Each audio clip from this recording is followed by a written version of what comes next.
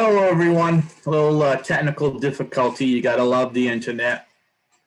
Welcome to another Friday follow-up. I have a few things that I would like to share with you today, and maybe you can guess what the first one is. That's right. I'd like to say a few words about cabin fever. Typically in the month of February, we hear that expression, oh, I've got cabin fever. I just can't wait to get outside, and spring is around the corner. And it's not a real diagnosis. It's not a real fever, but it does kind of make you feel restless, maybe irritable, anxious, and there's coping mechanisms that they offer, and I was looking at them, and it's amazing. I'll list them in a second here, but it's amazing how I find out over the years on how important TOPS is beyond the scope of losing weight and trying to get a healthy lifestyle. So, February, like I said, typically, cabin fever month, but we have to acknowledge that we've probably had cabin fever now for over a year, given with the pandemic that we're involved with. But, some of the coping mechanisms, maybe you've heard these before, have a balanced routine, stick with a plan, find that work-life balance, which is very critical. I've talked about that before. That's a struggle for me. Follow a healthy diet. Well, we've heard that one before. So that will help with cabin fever. Stay physically active. Again, nothing new there. Spend time in nature. Get outdoors. Try to, get out of the house just for a few minutes if you can, even if it's just, walking down to the mailbox, even though you've already done it in the morning. Do it again in the afternoon. Maybe there'll be a surprise there. Get the right amount of sleep. Again, difficult for some of us, but we need to work on that, and that's a real critical point to help cope with cabin fever. Connect with others virtually. Well, there's one we haven't heard before, right, folks? Wink, wink. Yeah, stay connected. Reach out to people. Maybe they're feeling isolated and alone, and a phone call or a Zoom chat or a Facebook message or whatever will be just enough to kind of snap them out of the doldrums for that day. Something else that could help with cabin fever is control your news consumption. Again, that portion control. Maybe too much news is getting you down.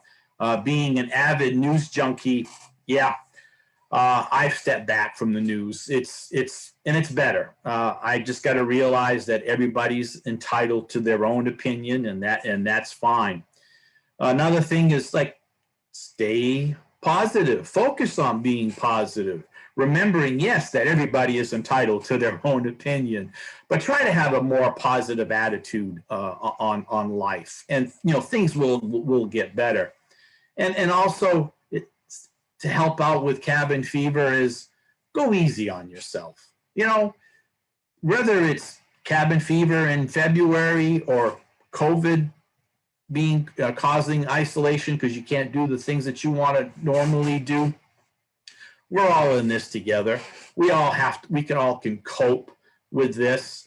If we have a bad day, it's a bad day. Make sure it doesn't become a bad week, and then things hopefully will get better. I like to think my glass is always half full, hoping that something goes wrong, it's just going to get better. And I think in realizing all these items that they offer to cope with cabin fever, they're all things that we've dealt with as we've gone through our lives through TOPS. It's getting to the point that now I don't remember much of my life before TOPS because everything seems to be tied in with what we talk about in our programs and how we stay connected and support each other through these things. So, in February, middle of the month, just about here, and we always are concerned with cabin fever, and I just wanted to share some thoughts with you on that. But in the month of February, it does take a little extra planning, and maybe we might be distracted. We had Super Bowl Sunday last week, and I talked about pre-planning or for that. And I had a what I call a successful Super Bowl Sunday.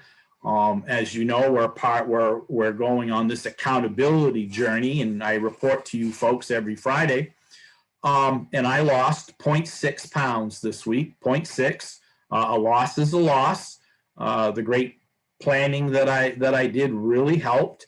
I'm still over 5,000 steps a day. Some days are 7, but on Super Bowl Sunday, I got nearly 12,000 steps in to try to offset my batch of wings that I had. And that special treat that I was going to try, well, I settled in on a pumpkin smoothie, something that I wanted to try for quite a while. And I made it ahead of time, and I was going to have it in the third quarter. So third quarter came, and I got my snack that I was really looking forward to. And I was a little disappointed in what it tasted like, and decided that, this 200 calorie snack just wasn't worth finishing off, and I didn't finish it. And that's okay. I'm learning that I want to enjoy my calories, and if it's not what I want, just put it aside and find something else. But I got so excited with the game that I just forgot about having another snack, and I think it translated well through the week. So again, 0.6 loss. Steps are going. I got to work on getting some more sleep. Continue finding my balance as we talk and cope with cabin fever. But there's something else that we have to plan for. We get another Sunday coming up, and I would like to just change my virtual background here as I wrap up this message about something else we have to plan for on Sunday, and that's Valentine's Day. Let's see, grandson number 7, who was 5 years old, was preparing their Valentine's Day cards for school. And my son sent me a picture of this last night, because as they were writing them out, they came across this one that said, "Nobody tops you."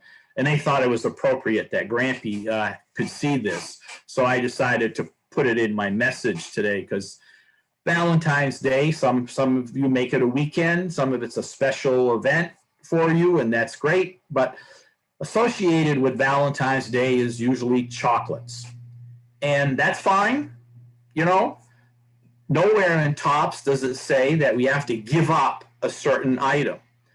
Portion control is very important. You don't have to eat the whole box of chocolates. They're actually separated out for you so you can decide how many you'd like to have. But I just want to give you a little tip going into Valentine's Day weekend and pre-planning. I think this will hold up. Yes, a Hershey Kiss. One Hershey Kiss is 25 calories. Now, there's certain things that you can do to, you can walk 5 minutes to burn that 25 calories. But as I said one time, and I know this is a joke, folks, I'm pre-planning my head ahead for you with these jokes, that, if one Hershey Kiss is 25 calories, shouldn't a good kiss burn 50? Think about that for a second. Yeah, a good hug will burn 10, 12 calories. A good walk will burn calories. But the bottom line is, folks, is pre-plan. Pre-plan with portion control. You can have a little bit of chocolate in your life, and that's probably going to be a good thing. So just because it's Valentine's Day doesn't mean you have to overdo it. You can just have that 1 or 2 pieces of chocolate, pre-planning ahead, and I'm going to work on getting more steps in that day. So let's hope we can get through the rest of February and not have much of a cabin fever. And I also hear chocolate might be a good help to dissolve that cabin fever. I hope you have a good weekend, and we'll see you next Friday.